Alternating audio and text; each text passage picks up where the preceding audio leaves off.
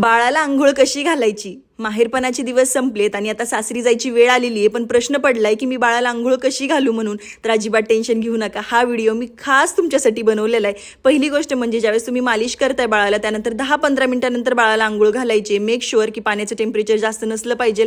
पहिल्यांदा तुम्ही चेक करून घ्या, त्यानंतर पाय स्प्रेड करून घ्यायचे आणि बाळाला ना अशा पद्धतीने पलटी करायचे. पहिल्यांदा डोकं धुवून घ्यायचं, त्यानंतर बॅक, पाय आणि हात सगळं वॉश करून घ्यायचे.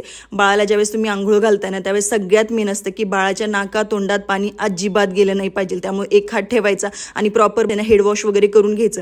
अशा पद्धतीने ना बाळाचं नाक, तोंड वगैरे सगळं धुवून घ्यायचं. डायरेक्ट भडकन पाणी टाकायचं नाहीये, थोडं हातावर पाणी घेऊन ना बाळाचं पूर्ण फेस क्लीन करून घ्यायचं. अशा पद्धतीच्या सगळ्या स्टेप तुम्ही फॉलो करू शकतात.